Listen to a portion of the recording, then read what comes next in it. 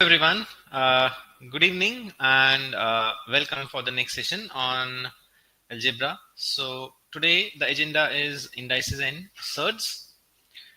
Another very uh, misunderstood topic, Indices and Surds. I would say that questions on this topic uh, have routinely been asked, and there are some specific category or style of problems with which, if we are quite familiar, then this topic can easily be handled.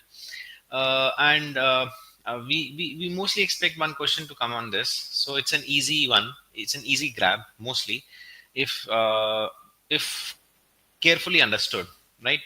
So that being the agenda, as always, I have brought some original problems, and we'll also look at few of the previous year questions to handle this one, right? So let's get started with the session. This is the first problem. This is the first question. Now let's see. So uh, we can see that this problem gives us two equations in A and B, and those obviously have been, the variables A and B are here in the exponent, in the exponent form. 3 raised to the power of A plus 1 minus 2 raised to the power of B minus 1 equals a number given to us as 1675, and we have another equation as well, right? So two equations, two variables, but obviously this is not a linear equation. So how do we handle this? Now, algebraically solving these equations by kind of elimination process or something would be really tedious. The correct approach is number fitting, right? Because we have integers on the right hand side, we don't have decimals, fractions. So we are expecting that A and B over here are integers, and that must be the case. So we are dealing with powers of 3 and 2 over here. So can we fit that what powers of 3 and 2, their difference equals this number of 1675, and likewise for the second one. Now, in order to do that, let's note down the powers of 3 and 2 that we know, right? Because if the difference is required in thousands, so we need to reach till thousands. So let's do that. So 3 power 1 is 3, then 3 power 2. So I'm writing what power and the number below. 3 power 2 is 9, then 3 power 3 is 27, then 3 power 4 is 81.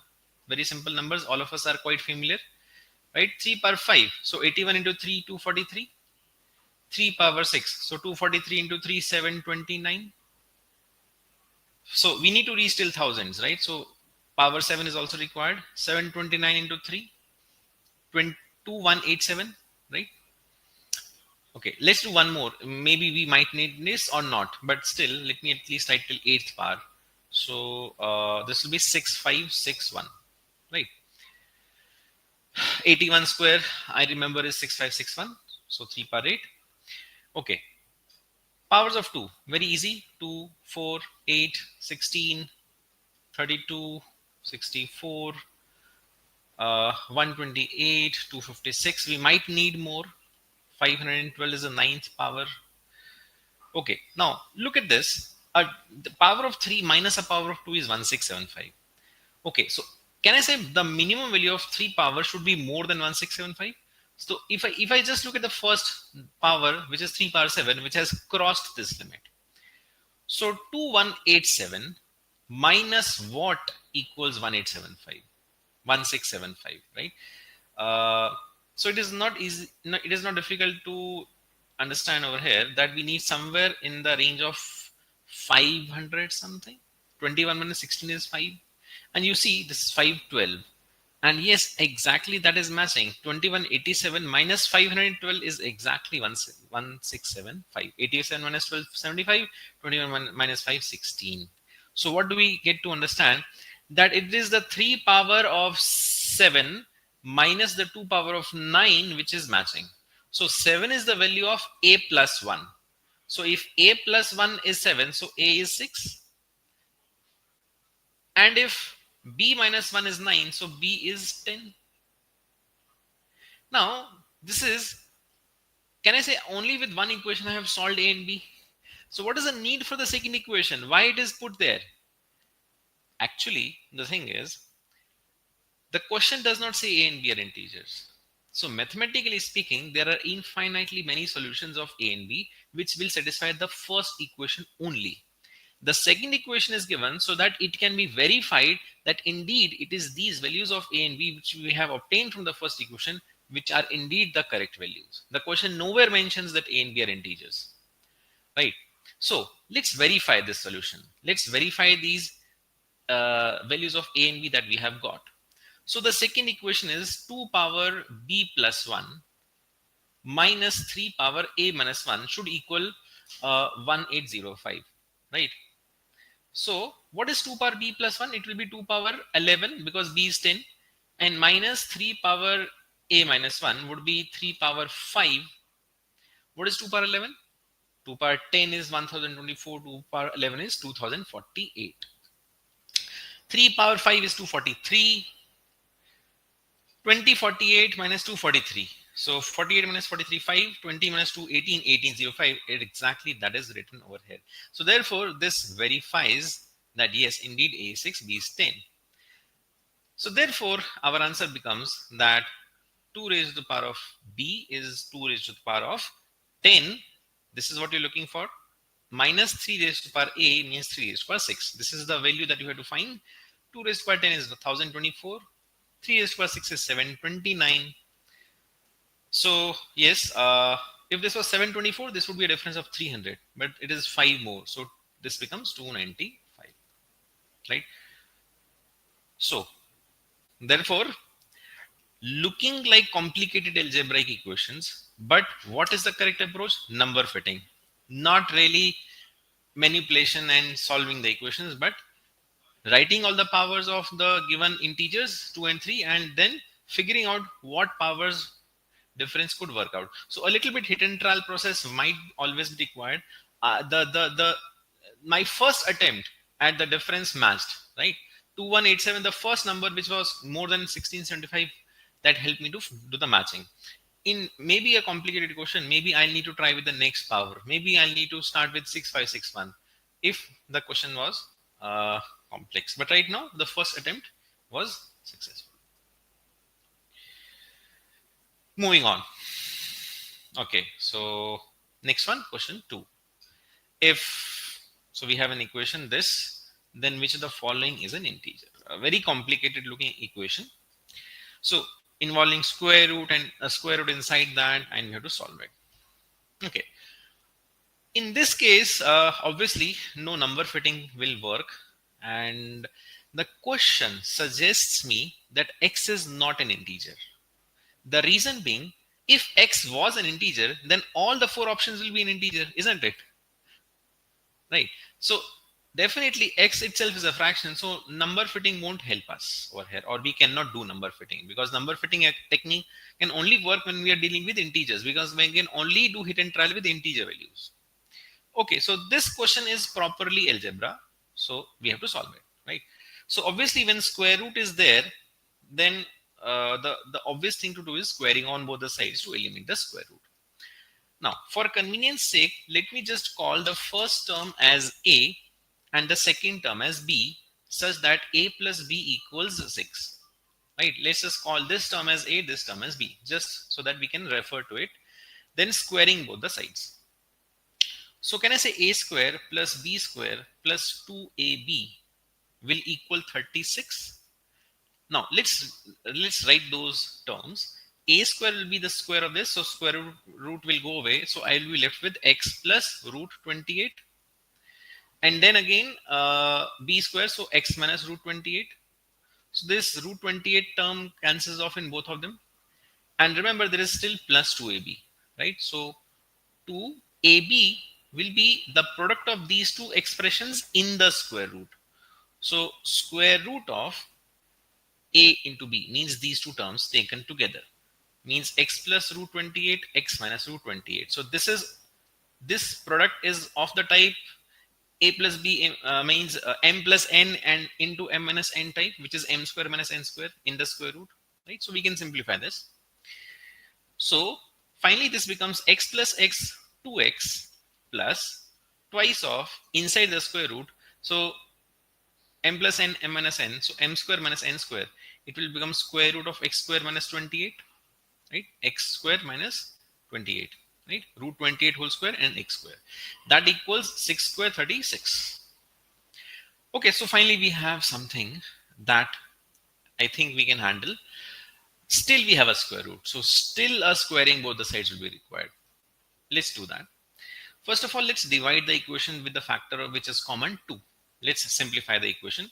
So x plus square root of x square minus 28 equals 18.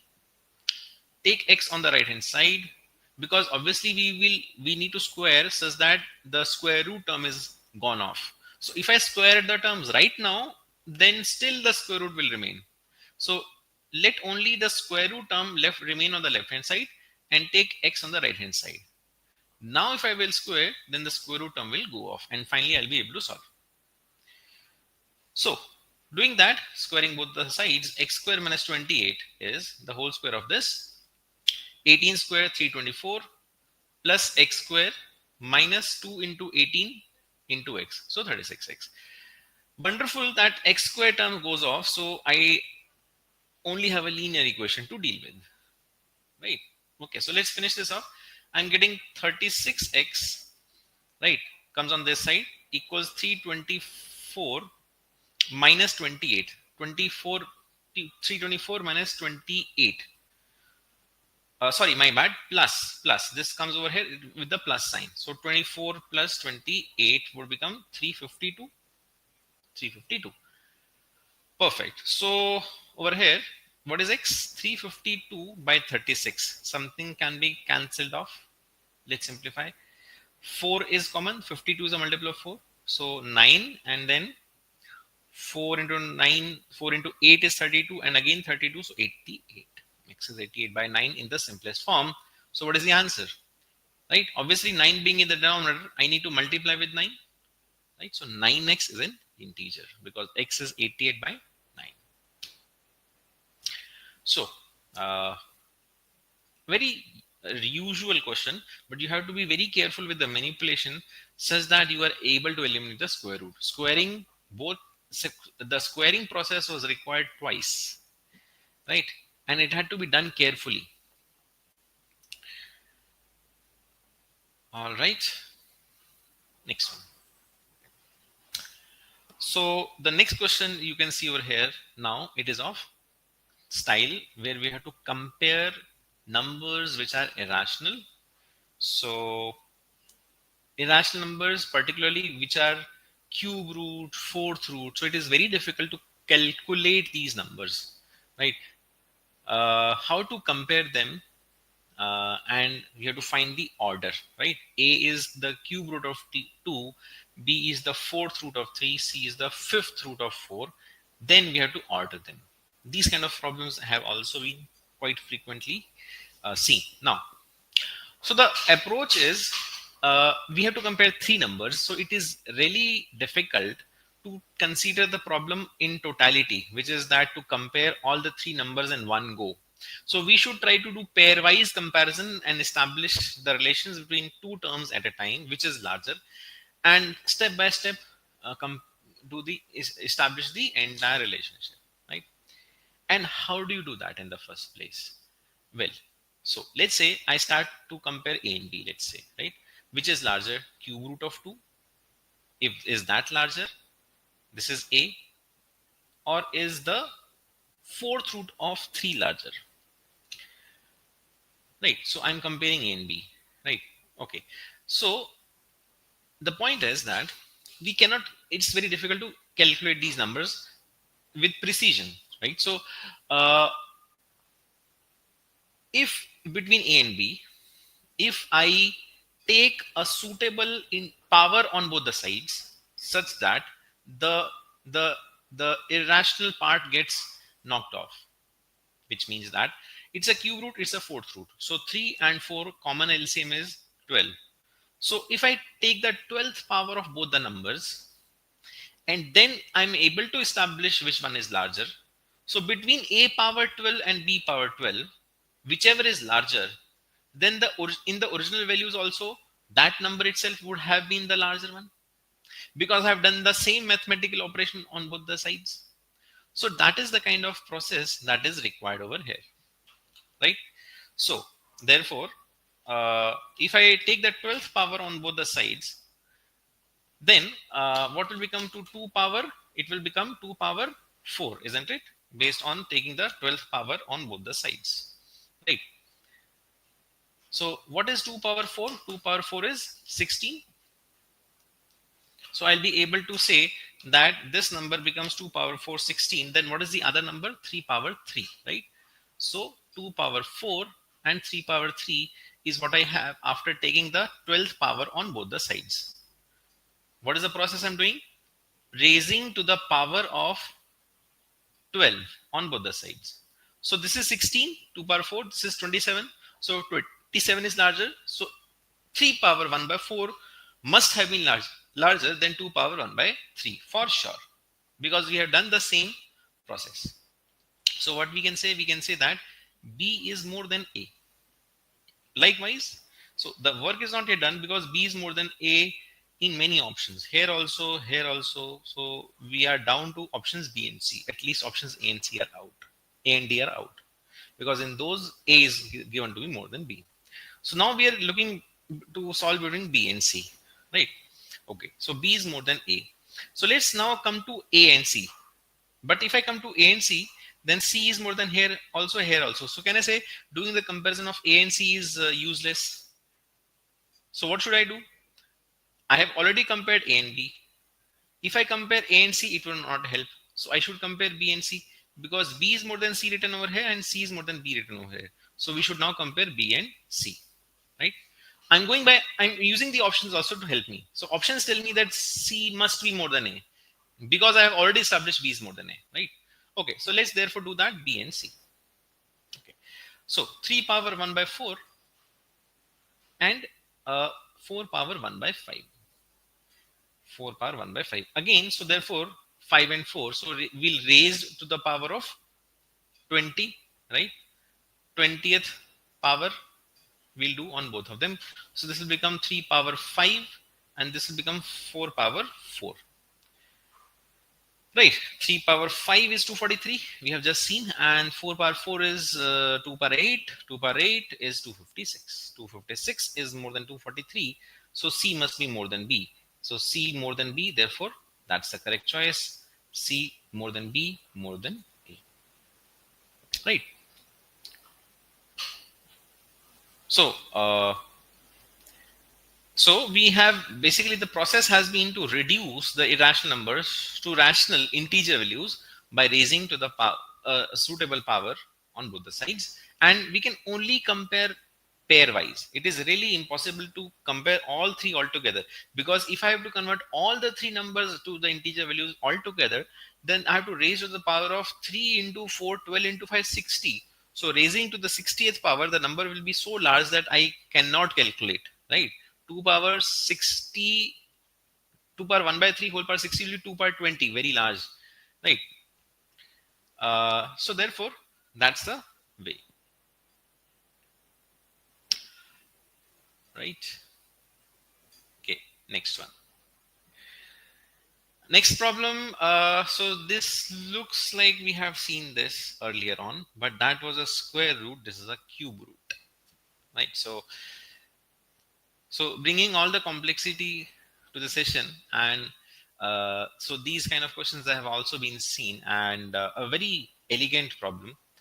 Let A equal to the cube root of this plus the cube root of this. Now, then the value of A cube is how much? So you should be able to simplify the value of A such that A cube is one of the following integer values. Very nice. So obviously you will cube on both the sides to remove the cube root, and then let's see what happens. So as we did in the second problem, here also, let me just label these two terms as x and y so that I can just easily refer to them. So A is x plus y. This term is x, this term is y. So now I'm cubing on both the sides. So we all know the expansion of x plus y whole cube. It is x cube plus y cube plus 3xy times x plus y. That's the expansion. So now let's write that expansion term by term. X cube means the cube of this. So the cube root will go off.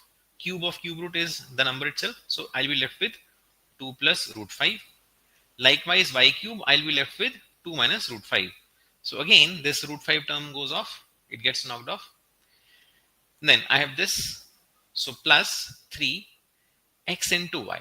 So inside the cube root, the product of these two. Inside the cube root, the product of 2 plus root 5, 2 minus root 5, again 2 plus root 5 and 2 minus root 5. Again, this is of the form m plus n, m minus n. So m square minus n square. What is this? 2 square 4 minus square of root 5, 5. So 4 minus 5 minus 1. So inside the cube root, I have minus 1. What is cube root of minus 1? Minus 1. Because the cube of minus 1 is minus 1. So the cube root of minus 1 is minus 1. Right? So this thing is minus 1. And then in the bracket, I have again x plus y. To begin with, x plus y was labeled as a. So this term x plus y can easily be written as a itself. And I have a cube on the left hand side. So simplifying this, we get that a cube equals 2 plus 2, 4.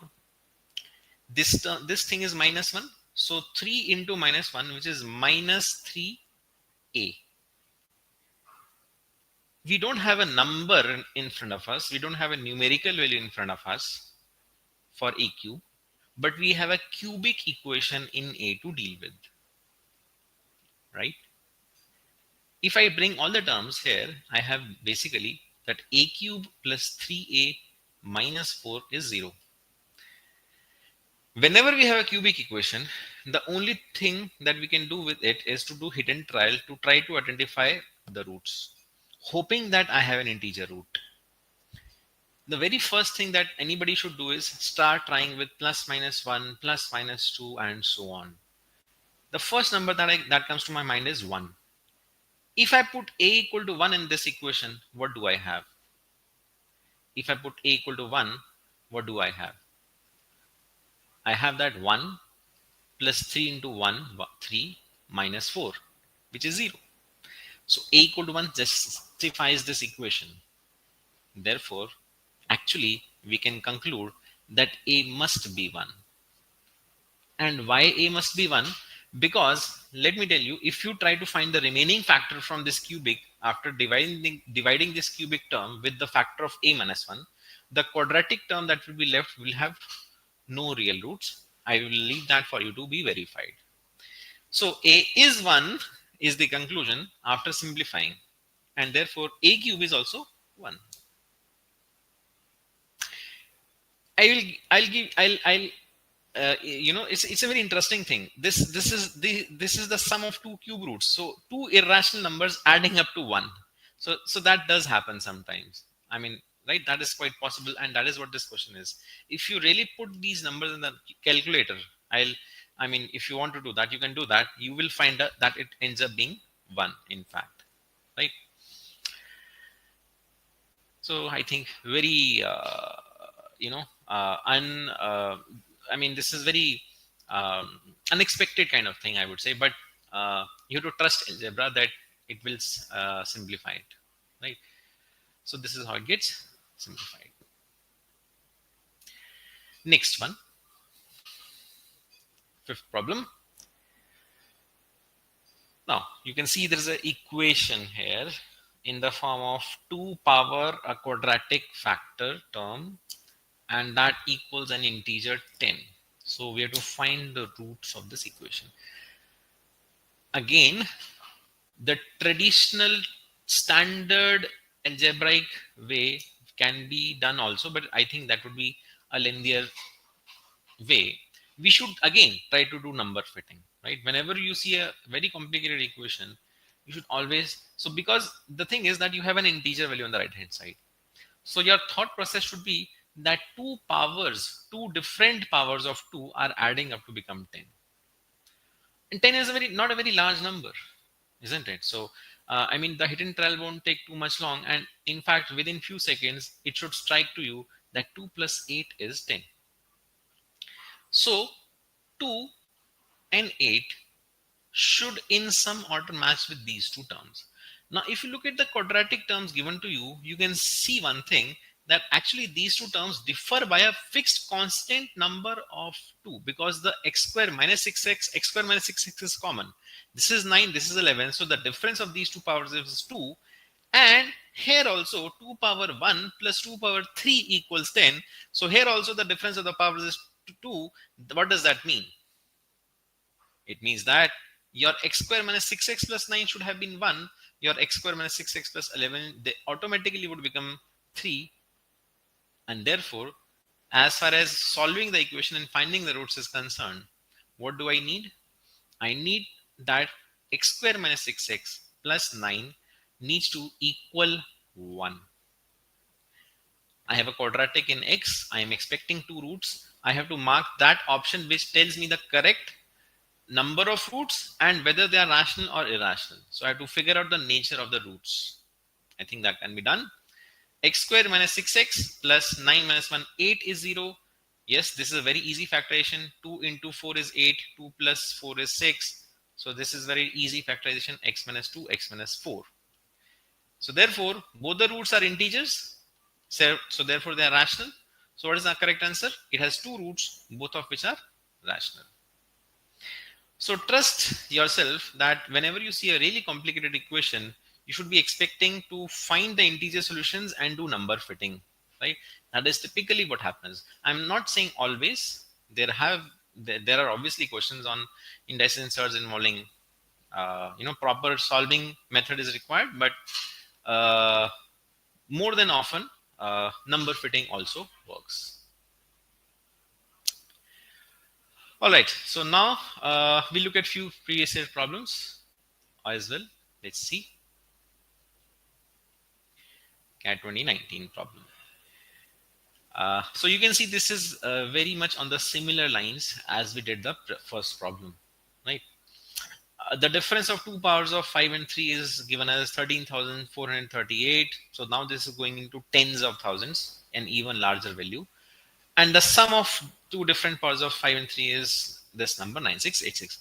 Let's quickly follow that process of figuring out what powers of 5 and 3 can justify. Let's note down the powers of 5 and 3.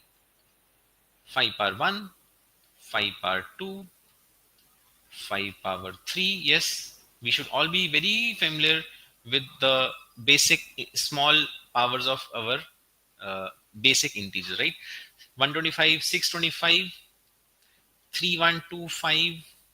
I need to go till tens of thousands. So next one becomes 15625. Now let me stop here, right? The next one is also I can write, but let's see if this much is sufficient. And powers of 3. Right, so 3, 9, 27, 81, 243, 729. Since I need a difference of 13,000, so I think I'll need larger powers of 3 at least, if not 5. So 2187, 2187, 6561, and so on. Okay, so does the first power of 5 justify fit in? So 5 power 6, 15625 minus something. Hopefully, if it gives me 13438. So this difference is somewhere in the range of 2000, because 15 minus 3, 13, 2. And yes, 2187 is the first number that I look at, is nearly in that range. So does that justify? Does this fit in? 15, 625 minus 2187. 625 minus 187. Yes, that is 438. Yes, this matches up, right? So once again, the very first hidden trial process worked. So what is happening? 5 raised to the power of 6 minus 3 raised to the power of 7 has worked to give us the difference. And here this 5 power 6 is x, right? So x itself is 6. And so we still need to verify, right? Y is therefore 7, right? If you're in the exam, I would say you should, and this is a theta question, right? Not with an option. So I would say just mark 13 and move on. Mostly, I mean, 99%, 99.99%, it would fit, right? But still, if you want to be very sure, okay, this 3 marks I've got, so you can quickly just do the verification check. You need basically 5 power x minus 1, which is 5 power 5, plus 3 power y plus 1, so 3 power 8, right? 3 power 8 would be 6561. So they should match up. 5 power 5 is 3125 and 3 power 8 is 6561. Yes, that does add up to 9686. So x plus y is 13, right? Perfect. So, right, this would be the correct approach. All right. Let's see next one. Question 7. Okay, another CAT question, CAT 2018. And now this time it's something different. So the last question had the number in the base and the variable in the power. So here it is variable in the base and a power, and the power is really huge, right? So this time you cannot do number fitting, because what you have is that the product of two powers, two very large powers of x and y, equals a fraction. It's a half.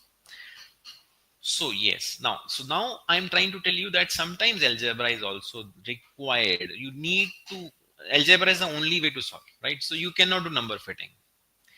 And so this came as a very innovative problem, where what to do, how to begin. That's you have really. So when we typically see equations with powers on variables, you typically try to either multiply or divide the equations, right? When we have linear equations, what we do with them, we add and subtract, right? If we have ax plus by plus c equal to 0 kind of linear equations, we add and subtract them.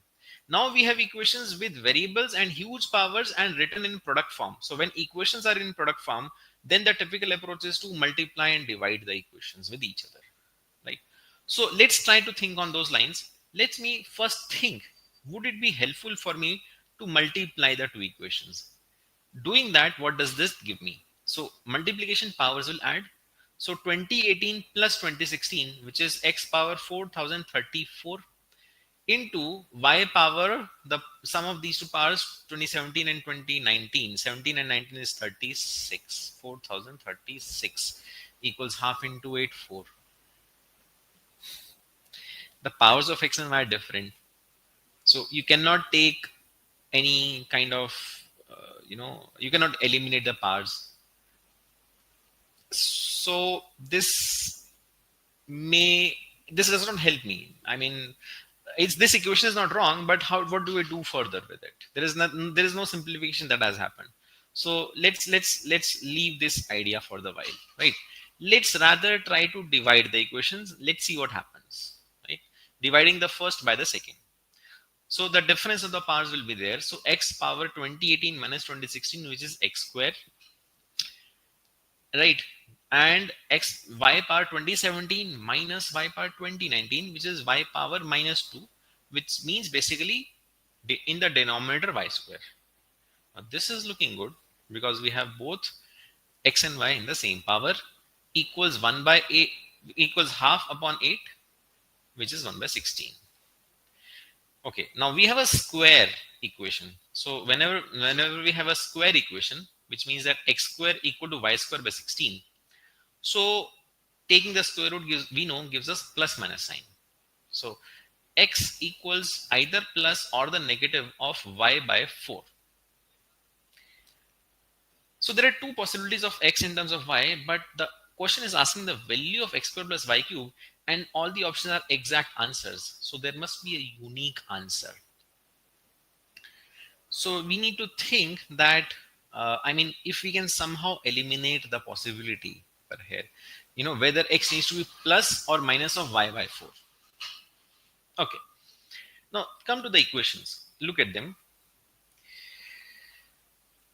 Can I say that x power 2018 is always going to be a positive number, whether x is positive or negative? Right? And even power is always in positive number. Half is positive. This is positive. this also needs to be positive. So y can't be negative. Y must be positive, right? Y must be positive. Okay. But x can be anything. So x is either plus or minus of y by 4. Y is positive. Okay. What was second equation? Here also this is positive. This is always positive. So this also needs to be positive. So once again, it is difficult to interpret whether x is positive or negative, right? In any which way it will satisfy. But the point is that in the expression you have been given x square. So in any which way, whether you take x as plus or the minus of y by 4, in both the cases, the x square will have the same value. So that is the whole point. And therefore, let's proceed further. So let's for purpose of calculation, let's write x equal to y by 4 so that we can get the magnitude of the value of x and then use it, right? So let's put this in any of the equation. Let's say first only. Let's put x equal to y by 4 in the first equation. So, or rather, let's put y equal to 4x so that I have a nice integer value with me. Y equal to 4x. Let's do that. So, x power 2018 into y, which is 4x whole power 2017 equals half. So combine the powers of x and 2. 4 is 2 square.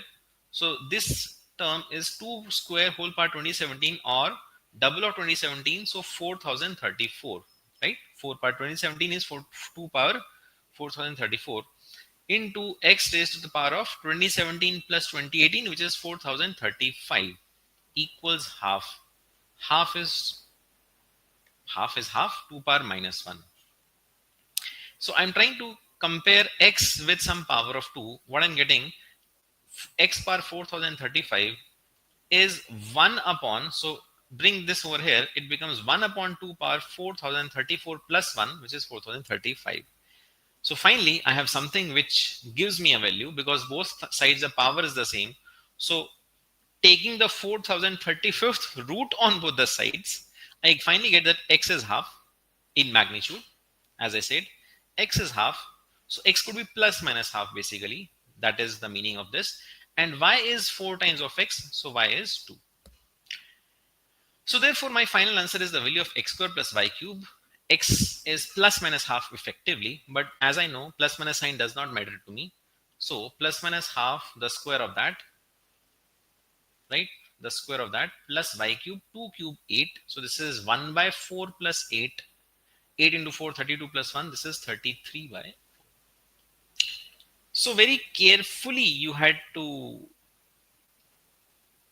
work with the given equations, and this process of elimination or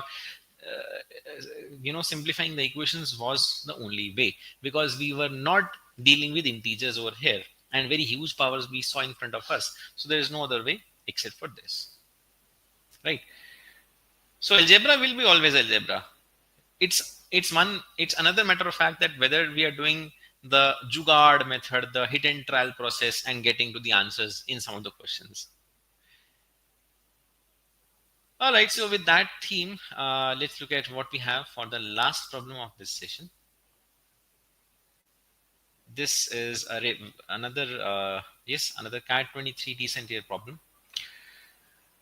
Okay, so in the theme of things, let's see if we can do that jugaad, that fitting numbers approach. Let's see what we have. So lots of square roots on both the sides of the equation, but let's see. So square root of 5x plus 9 plus square root of 5x minus 9 equals, just expanding, so 6 plus 3 root 2. 3 root 2. Okay, I see square root on both the sides. Let's write both the terms in square root form. 6 is square root of 36. 3 root 2 is as good as the square root of 9 into 2, 18. Perfect. Now, my guess would be that one square root matches with the other and the other matches with the other. Means between these two numbers, obviously 5x plus 9 will be larger, assuming x is positive. 5x plus 9 will be larger. Between these two numbers, 36 is larger. So if 5x plus 9 was equal to 36, then what would be the value of 5x? 36 minus 9, 27. If 5x plus 9 was equal to 36, then 5x would have been 36 minus 9, 27. And if 5x minus 9 had been equal to the other term, let's say it matches correspondingly 13, then yes, again, I'm getting the same value, 5x is 27. What does this mean? That my Jugaad method has worked, right? Both the terms match correspondingly. So that's done in a jiffy. So therefore, what we have to do? We have to find the square root of 10x plus 9. 5x is 27. 10x is 54. 10x plus 9 is 54 plus 9, 63. You need to find the square root of that. Square root of 63. 63 is 9 into 7. 9 comes out 3 root 7. All right. So yeah, as I said, more often than not, try to do fitting. It works, right? But algebra, sometimes only algebra is required as well. That's I think the crux of today's discussion. All right. So uh, please leave me your suggestions, comments. How did you find this session? What do you expect more from us? I'm looking forward to hear back in your comment section. Test series is live starting from 9.99, and MBA Blackie batch is also on. So this batch comes with guaranteed admissions, right? All right. So thank you so much, and see you in the next session on Algebra once again. Right? Thank you.